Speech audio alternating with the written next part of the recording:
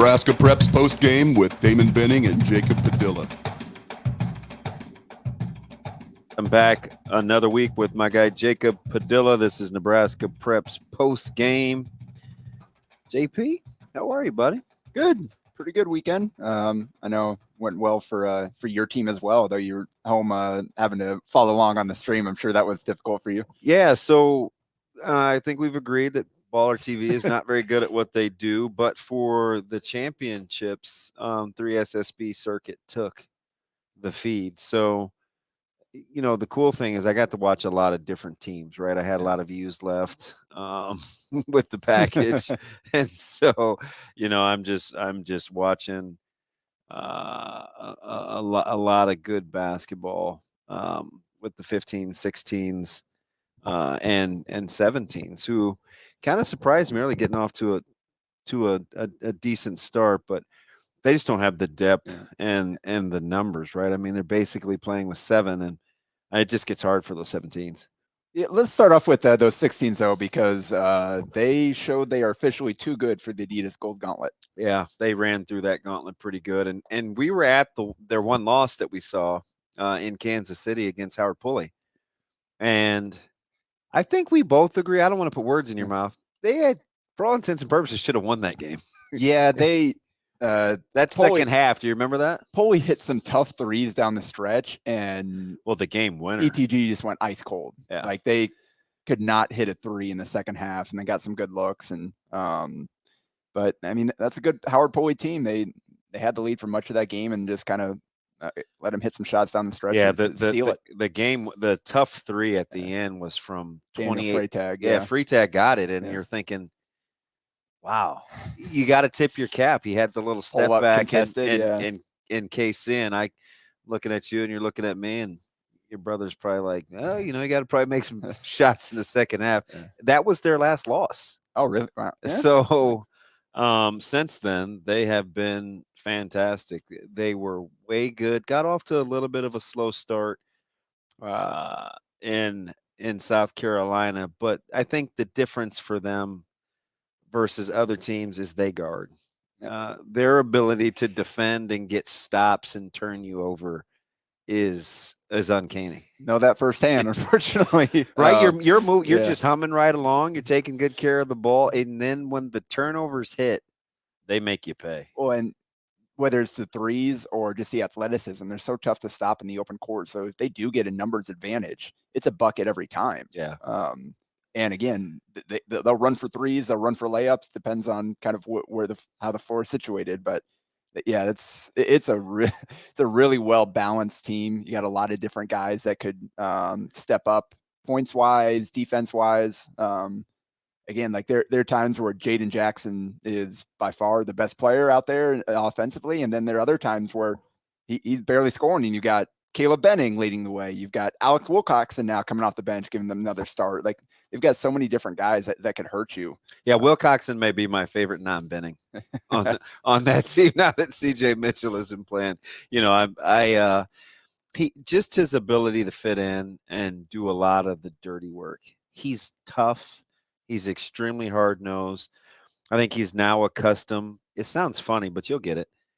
He make open shots. I think he's used to getting tougher shots. The degree of difficulty, sometimes I think he's a little more open than he thinks. And that was one of the more impressive parts of what he did for that Adidas Gold team was at a certain point, teams realized like, all right, we got to guard this kid. And he's still pulling from 4 feet behind the line, quick trigger against a closeout. And he's still getting off 8-10 threes a game and hitting them at 40-50%. My favorite thing this weekend is he gives you, he's not gonna blow by you. He's not gonna be extra fancy with his handle, but he doesn't turn the ball over. So he can relieve some pressure because, you know, Caleb handles the ball so much for them offensively, and he's a two-way guy, right? So he's not getting arrested. You're gonna get out, and he is fit in nicely. I thought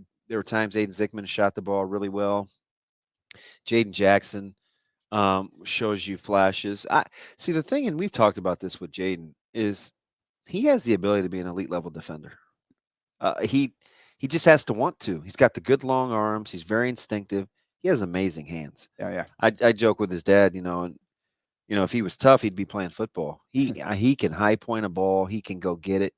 It's what makes him a good offensive rebounder. That's the thing that like impressed me the most, like last summer watching him at the 15U level, because I'd known about him. I knew shooter, obviously. That's kind of the repetition coming in. I didn't realize like he athletic and length. He got so many like steals and blocks and rebounds while I was watching. It's like, oh wow, he's more than just a shooter. Have very long arms, and he anticipates really, really well.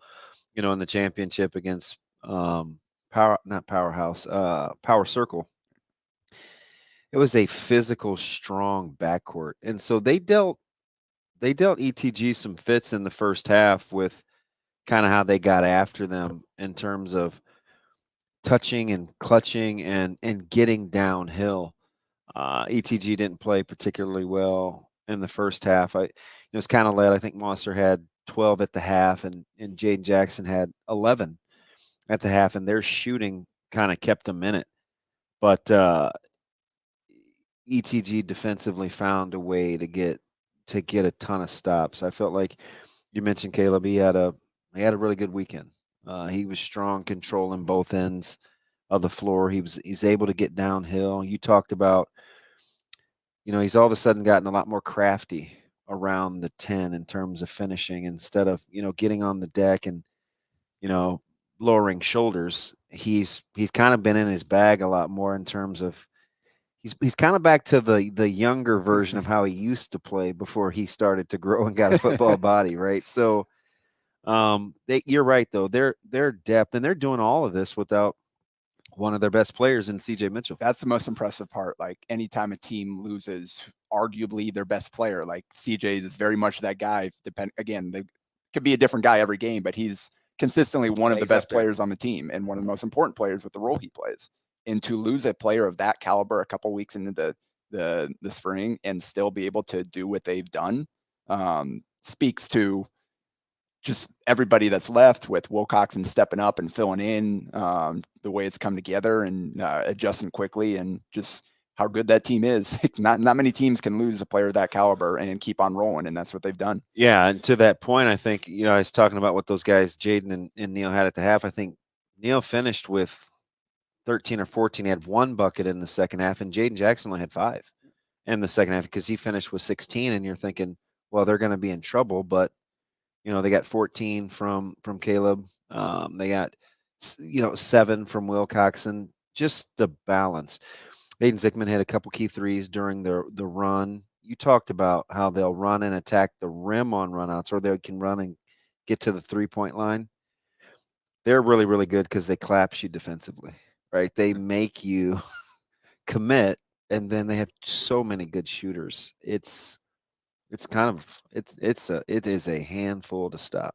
Yeah, so they've swept through the Adidas Gold, did not lose a single week, hoisting the trophy at the end of the weekend here. So congrats to them. You mentioned you got to see the 17s, 16s a little bit. You want to touch on, or 17s and 15s? Yeah. So with those guys in I think the 15s are interesting, and I'll start with them just because the young guys, athletically and basketball wise, they're capable, right? They have to figure out, and it's a little late, right? You're second to last week in July, and you can speak to this a little bit. I think understanding their roles is the thing for those guys, because they kind of have all the pieces. They've got good length, with odd body and shoal, and so they can give you some good size. They can go small where they play, a Merritt like the 4. I mean, that's a tough matchup because he stretches you because he's such a good shooter. Sam is doing his thing, and you got Reese and BJ. They have a lot of weapons. They've got to figure out how they need to kind of mesh with each other. But that's a talented team to have gone 500. Yeah, and like you said, there a lot of pieces there. I think guys are still kind of. I mean, at 15 they played tough competition. I felt like relative to their age group of the 3 teams, they probably played the toughest competition. The 17s kind of ran into a buzzsaw late, but that team kind of is who they are, right? With with Milliken and Muljaw, and shots are falling. They're going to have a chance. They're gonna have a not, chance. then they're going to struggle. Yeah, That's and I simple. thought Stuvie shot the ball well early, because he gives them a little bit different dimension. Because if he's scoring, you can pencil him in for 12 or 14. That allows Milliken and Muljaw to kind of do what they do. They don't have a lot of versatility in terms of how they're going to score the basketball, though, right? I mean, it's going to be making jump shots for the most part. Yeah, Farron and Stuvie are going to get looks. If they go down, then they'll have a chance. If they don't, then they're going to struggle to score. It's that simple. Because knocking down their shots, they got to space it out. Then Milliken's got more room to work with inside. And thing about those guys, they're going to take the shots. Yeah, so Farron whether they're is falling or not, they're taking the shots. So Farron has got. I didn't realize kind of the volume of shots that he gets up for that team. Yeah. He probably has the first or second most field goal attempts. Oh, yeah. I would guess. Yep, for sure. And in all the games I've seen, like he has a quick trigger, so Yeah. he can get it off anytime. And I think he's really using this summer to work on that and to be able to hit the tough ones, the quick release, the contested ones, trying to develop that part of his game. That's something I saw a little bit with Price Sanford last year. I felt like he made the game a little bit tougher than need to be at times with some of with the his shot selection for the OSA Adidas team last summer. Seeing him play with Waukee Northwest over the Creighton team camp, though, like he was hitting all those shots that he was taking last summer. Yeah, I watched him at the showcase a couple weeks ago at Staley High School in KC, and I thought Sanford was the best player on that team, and they were tough. And you're right, when he just lets the game come to him, I mean, he's pretty much a knockdown. So, they made the announcement yesterday or over the weekend that the 16s qualified for the 3SSB championship. Yeah. So they're back on the circuit, right? So I knew that was the plan the whole time. You guys wanted to go out and earn your way up there. That hence the name ETG, right? Yeah, everything the game. They knew that they kind of had to sit out on the circuit, and they were going to try to play their way in through the invite, and they played their way in through the invite. So we'll see in a couple weeks at Seal Beach when they're on the 3SSB Gauntlet. It should be highly, highly competitive. We'll see right where they're at. And speaking of the 3SSB, worth mentioning the ETG Midwest girls 16Us went 4-0 over the weekend. Well, they are tough. They're 8-0. That's Brett Prince's team. Obviously, we wish a speedy recovery to Kennedy Williams. Got a long rehab ahead of her, but that girl's tough. She's going to fight through it. She'll be back. And that impacts 3 sports, right? I mean, she's soccer, softball, and basketball. And Kennedy does everything with the knee injury that she suffered. Sports can be cruel. The tendency, you respect the game, and it ultimately will respect you back. Yeah, and those girls did not face much competition over there. They just cleaned up shop over there. They shoot it. Yeah, and congrats to Britt Prince for the opportunity to compete in the All-American camp there. I think everybody around here knows she's one of the best players in the country and continuing to prove it. Yeah, no doubt about that. So so that's what you were focused on this weekend. I was back here over in Council Bluffs watching Midwest Live. Kind of it's going to be our last local tournament here for my OSA team and the OSA league teams in general. And it was a good tournament. It was tough competition. At the 17U, the top pool that we were in, brought down some good teams from Minnesota, Minnesota Rise, Minnesota Comets. Both those teams were tough. Comets went 4-0, Rise went 3-1, I believe. And then we went 2-2 and Supreme Harms went 2-2, both. Well, you guys don't lose 2 on the weekend very often. No, that's that and we just didn't come out ready to play that first night. But then in seeing that Minnesota Rise team play throughout the weekend, wasn't quite as I was more impressed with them than I was disappointed after coming out, as I was Friday night. We just couldn't find a way to score. Same thing in the Minnesota Comets loss on Saturday afternoon. We scored 44 points, and that's just not what we do. So we lost 48-44. Both those games, we were down double figures, got it down to 1 possession. We had a chance to shoot, to tie or go for the lead, ended up going for a 3 and missing it. And then they hit free throws, lost by 4. So, but we gave ourselves a chance in both those games. And then the last weekend of the game, it was Supreme Harms against us, and they beat us by 10 back in the spring in the first Midwest Live. And so we were looking forward to that opportunity, and got them back 172-61, and that's with missing 13 free throws. It was a really physical game. In the first half, Anthony Harms and I were looking at each other, like talking like, these guys won't call anything. And then in the second half, like these get beating each other up, like it was getting really physical. Heck, I just gave guys off Monday practice, like we're good. We don't need to get right back on the court. But the second half, they started to call it a little bit more normal, and ended up with 45 fouls called. And again, it could have been another 15 easily in the first half. So it was a really physical game. That doesn't seem to fit your guys' style. Well, I think both guys, again, Nebraska versus Nebraska, a lot of these guys know each other. I've got a Lincoln kid on my team. The guys were going at each other, and that's really what it came down to. We were able to, despite the physicality, we were able to play our game and play at our pace, and we defended well. Wade Voss is tough. He had 14 on us, and basically anytime he got in position to score, he did. Was he giving you the full compliment? A little bit.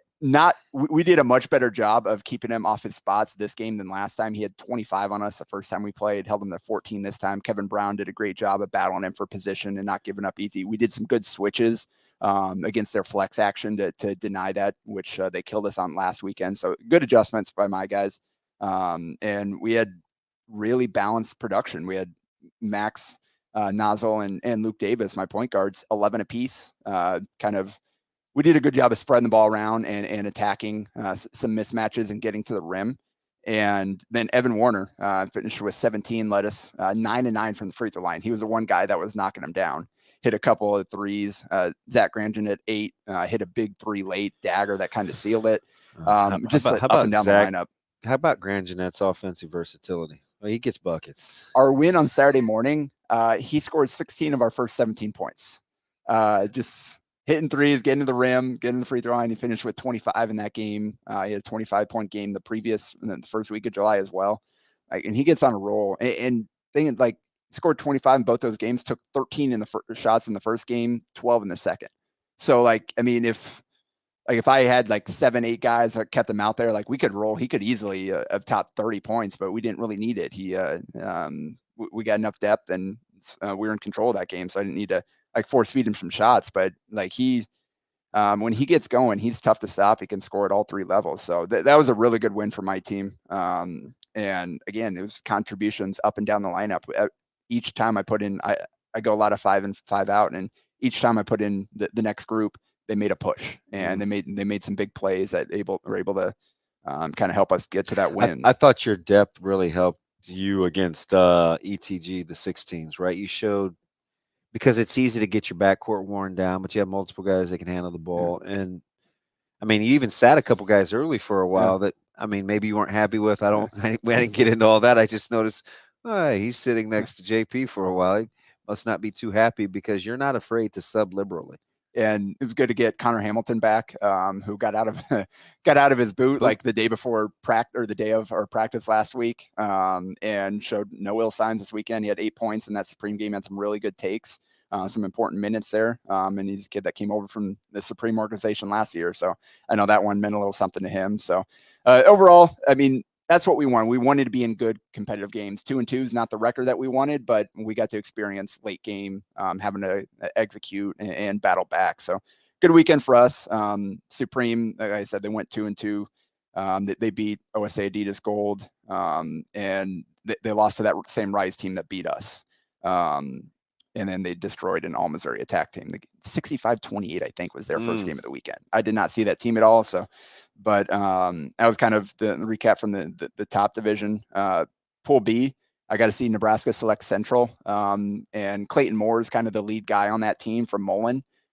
He had a really good junior season. And he's an impressive player, just kind of all around, can score, really good passer. What's his real size? He's a legit 6'3", 6'4". He's long. He rebounded well. He's out there running the point. He's an intriguing. I know it's some D2 coaches over there that were kind of following along with some NAI coaches. And so he played well, kind of stuffed the stat sheet. Evan Humphrey from McCook can shoot the ball for that team.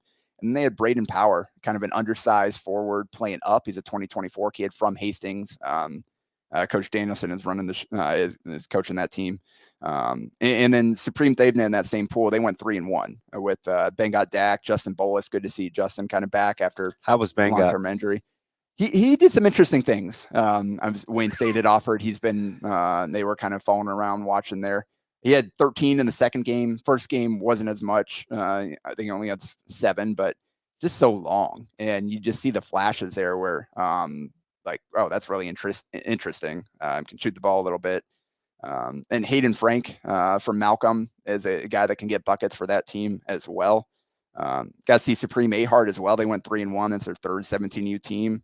Saw Johnny Puel from Lincoln Lutheran score 28 points, hit 5 threes in a game. So that's it's a team they've got some small school guys that have played big roles for their teams. So turn the page to 16s in the top pool. OSA Travis 4-0, wins the pool, goes undefeated on the weekend, and they open the weekend with maybe their best win of the season, at least that I've seen. Beat Supreme 75-60. And Carson Jones, who had struggled last weekend, couldn't get the ball to go down, came out 20 points, 7-12 shooting, hit 3 threes, just hit some huge shots. They really needed him to go off, and he did. And Cam Demoni, 11 points, Colin Comstock, 11 points, Dylan Clausen, 8 points, 12 boards, 3 blocks, 3 assists, 2 steals. Clausen's picking up where he left off. That was a really, really good team win. They had a lot of guys contribute in that one. And Supreme was a little shorthanded this weekend. They went 2-2, but their first one, 66-63 win over Adidas Gold, who was also shorthanded this weekend. But Dane Jacobson pull up 3 with 1.5 to go in a tie game. The only 3 they hit in the second half, the only 3 Dane attempted, they only made 2 threes the whole game, but he pulls up for the game winner. So Jacobson had a pretty good weekend. Gunnar Lime for that team from Bennington. He was on their second team last summer and kept getting better. He played off the bench this year for Bennington. He'll start for them this season, have a chance to be one of their better players. And dude just is such a good athlete. He's so athletic around the basket, getting up. Got good touch on that mid-range. Scored 23 against Travis. He had 13 against Adidas Gold. He had 20 points in their loss to Flight Rose, and then led him with 17 points in their win over Southwest Iowa Impact. Mentioned OSA Gold playing shorthanded.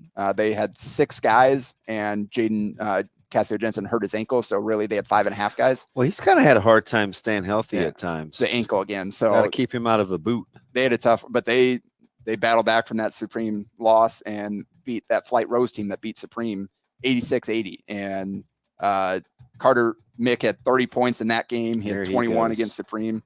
Alec Wilkins had 25 in that Flight Rose game. Like, that was a really good win for them, especially shorthanded. OSA Beck in Pool B, they went 2-2, but I got to watch game-winning free throw from Jack Goodwin, Millard North. Pump fake, guy flew out, tried to get past him, ran into him. The official called it like he should have, and Goodwin went up there and knocked down the free throw. Lance Gifford from North Platte is probably the best player on that Beck team. He's got a chance to be really good.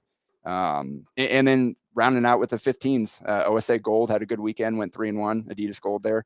And I watched them 83-72 against Wichita Padres. They were down 27-11 and won 83-72. They really turned that thing around. And Nixon Liguori from Auburn, dude. They're a fan. He 25 points, 9 of 17 shooting, 4 of 8 from 3. Why wouldn't you have another good player at Auburn? 9 rebounds, 4 assists. And then Bernie Anderson, we talked about him too. Again, another big half. He had 23. So you got 2 guys going off for efficient 20 plus points. Deacon Courtney from Ralston continuing good size there to be a post presence. And then kind of the last game that I'll touch on here is the Pool B in the 15U is OSA Beck beating Supreme National 2. And Henry Houlihan from Omaha Scott went off for 26 points. So those are some of the best performances of the weekend. Got to see a lot of teams, especially the Supreme teams that I don't normally get to see. Got to see some Nebraska Select. And then I closed out the weekend with a good win for my team. So overall, pretty fun weekend here in the Metro to kind of close out the local tournaments in July. You staying local this week? We are off this week. Yep, and I am in Kansas City, and then we'll close out the last weekend in July That's another week in Nebraska Preps post game. We try to get a lot in a little. That's my man, Jacob Padilla. I'm ODB. Don't you miss us next week.